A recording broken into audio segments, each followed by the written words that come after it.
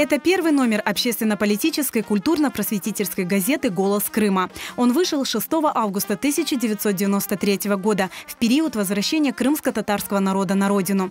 Уже 30 лет «Голос Крыма» является не просто средством информации, а поднимает и поддерживает дух народа, объединяет его в тяжелые времена, пытаясь сохранить крымско-татарскую идентичность и культуру. За годы существования газета собрала большую читательскую аудиторию. «Голос Крыма» Крым саясатыдегі деп бұзын рухтан қабыл еткен едік.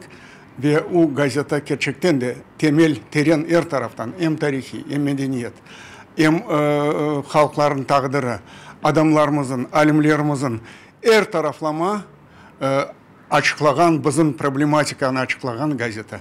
Allah ona inkişaf yollarında yardımcı olsun. Bu devamlı olacak inşallah. Газета уникальна, потому что она отвечает чаяниям всего народа.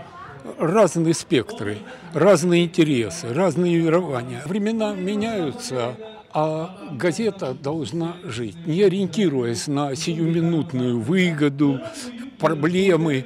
Крымско-татарский народ нуждается в прессе, которая становится историей, потому что то, что делалось с газетой в течение 30 лет, это уже история. 30-летний юбилей «Голоса Крыма» позволяет сказать по тому широчайшему охвату тематики, касающейся и истории, и культуры, и актуальных проблем крымско-татарского народа, и более его каких-то, и побед, что, ну, скажем так, не в 100%, но в значительной степени это крымско-татарская энциклопедия, новейшей крымско-татарской истории.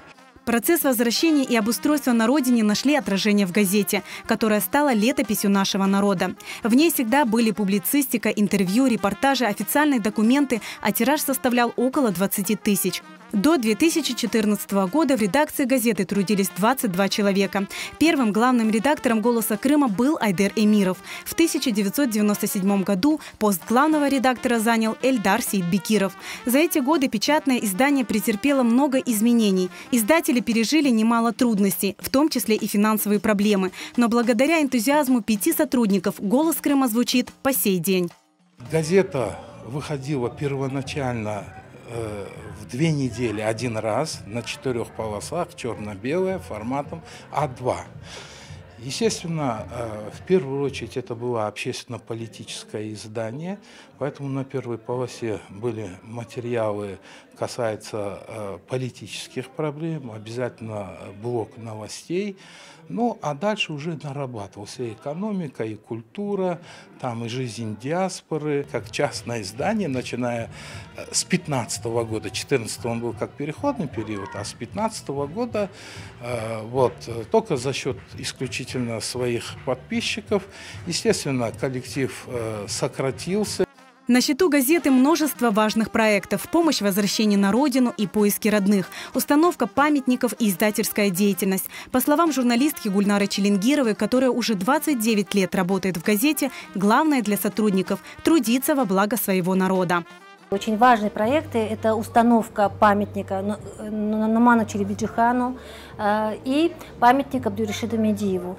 В этих проектах газета «Голос Крыма» принесла огромную информационную поддержку. Она публиковала сбор средств на памятники. И Башташ Сабрие Сиутовой, журналистки, которая положила жизнь и здоровье именно в борьбу за возвращение крымских татар на родину, был установлен памятник здесь, на родине, у нее в Крыму, за счет средств народа. Один из важных проектов – это помощь в выкупе жилья для крымско-татарских семей в Узбекистане, которые хотели бы вернуться, но у них недостаточно было средств купить дом. Были найдены спонсоры из Румынии, которые выделили, наши соотечественники, которые выделили часть средств, на которые были куплены дома в Джанкое и в Нижнегорском районе. И за эти годы видела разные судьбы разных людей.